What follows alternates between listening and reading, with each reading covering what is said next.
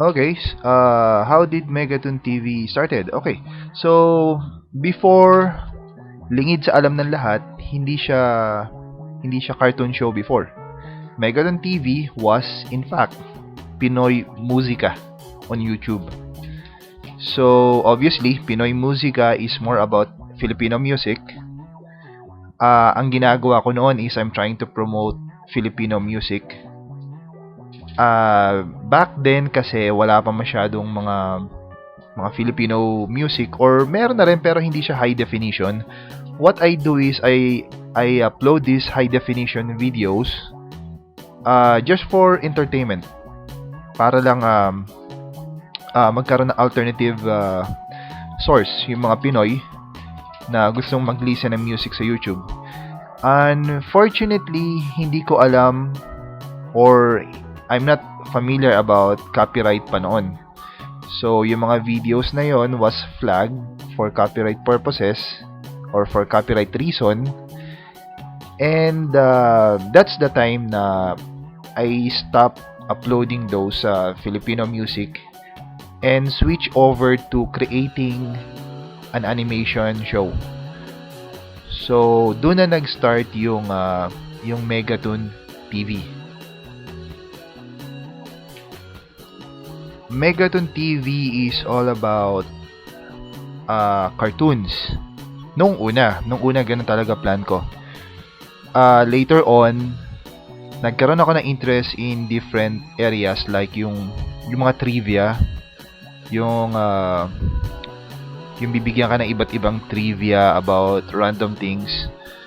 So, Megaton TV expanded from being a cartoon to almost being anything, even non-related cartoon. Yung name ng Megatoon came from Mega, of course, means multiple or marami, Mega. Toon came from the word cartoon. So, Megatoon, parang cartoon in all different ways. Cartoon comedy, cartoon action, meron din mga love story and something like that.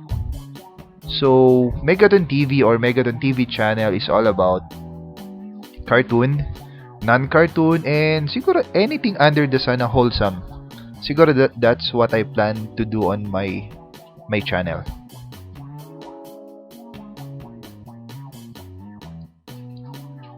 Ako, kung meron akong past experiences as an animator, well, wala talaga akong professionally speaking experience sa animation. Although I grew up na mahilig ako sa drawing, as a kid mahilig ako sa sumali sa mga competitions. Isa nga sa dream ko actually was to become an animator.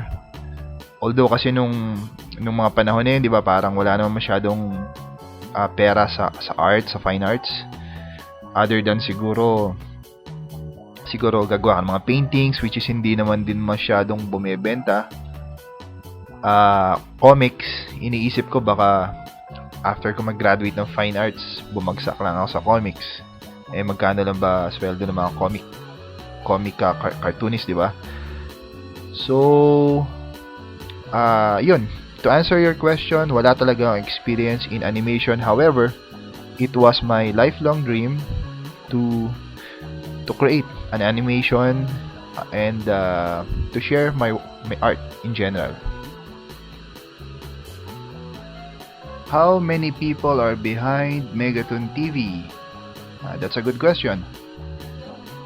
Well, marami sa mga viewers ko or sa mga friends ko thought that Megaton TV was composed of siguro mga hindi bababa sa 5 person, something like that. Megaton TV is actually a one-man army. From the design, from the story, from the animation, from the voice. Although from time to time I get help. Megaton TV is my brainchild, ika nga. Everything you see on the show was produced by me. So medyo medyo minsan natatagalan ng episode kasi nga, just imagine, sa story pa lang mahirap na. And then after the story, you have to animate it or to create a character para pwede mong gamitin sa show.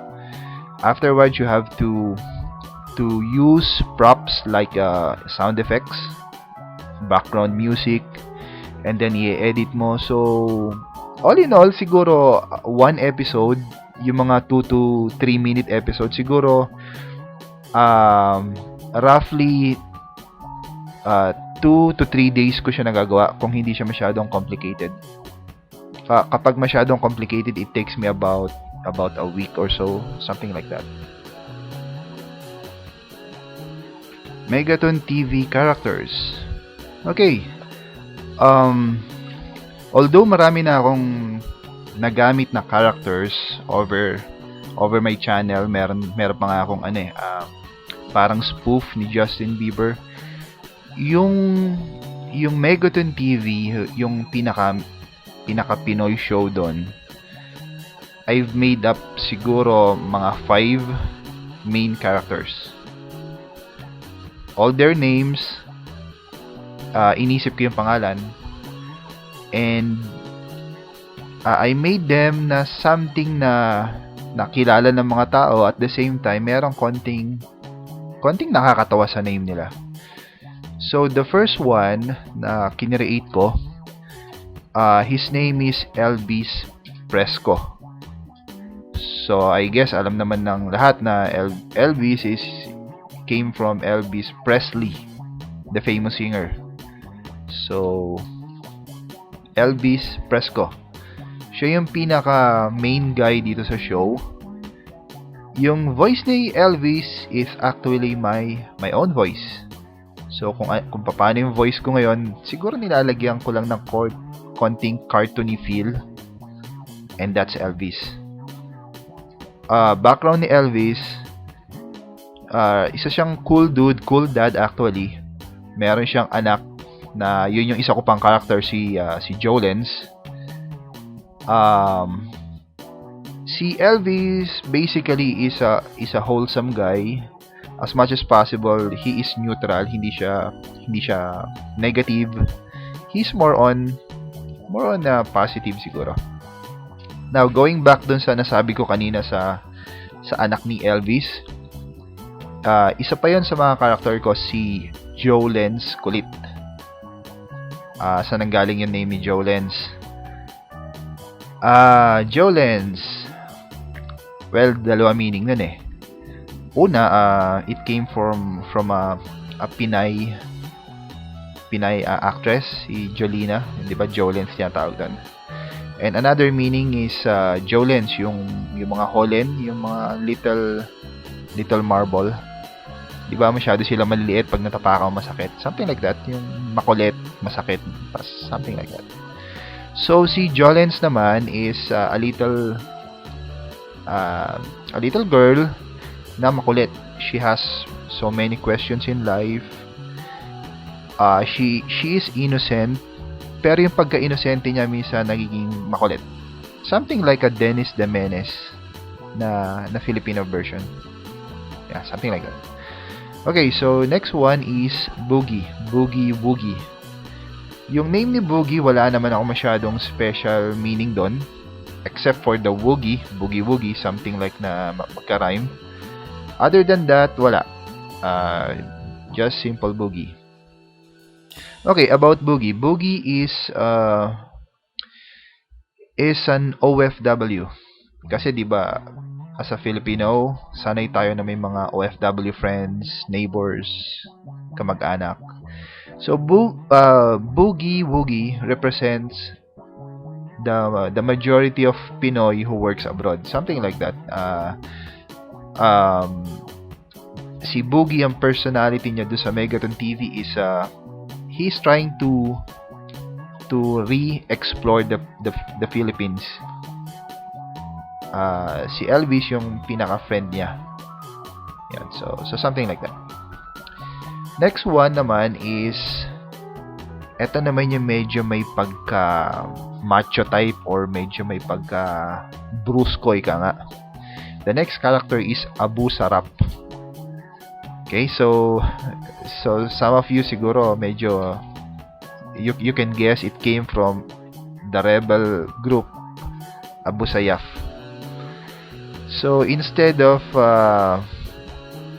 making it parang nakakatakot, ginawa ko siyang Abu Sarap. Yan. So Abu Sarap is a macho guy, or hindi naman macho, a big guy, parang siga, something like that. But instead of nagta-terrorize siya sa mga tao, he is more of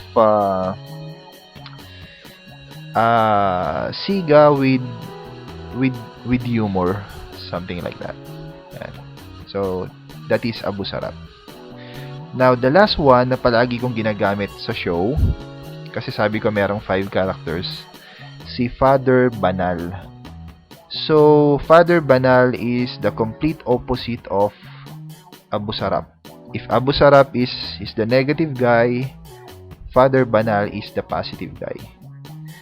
So, di ba sa Philippine culture natin, more of Catholicism tayo and Christianity. So, Father Banal represents the day-to-day Filipino Christianity, diba? Christian joke, something like that. So, these 5 characters, ranging from Elvis Fresco, Jolens na makulit na bata, Boogie-Woogie na OFW, Abu Sarap na came from a rebel group, and the Filipino Christian na si Father Banal. These 5 characters represent the day-to-day Filipino community. So parang dito umiikot yung everything Pinoy. In the future siguro I plan to create more characters. Pero for the meantime I'll stick to these 5 character and give them more depth into their personality. May last message pala. Last message, siguro yung last message, I want to thank everyone who made Megaton TV possible. Before kasi I never thought na merong manonood ng show. Salamat sa mga taong nagsuporta from YouTube, doon din sa page ko sa Facebook, sa fan page ko. If you haven't liked the page, by the way, yung fan page, ilalagay ko yung link sa baba.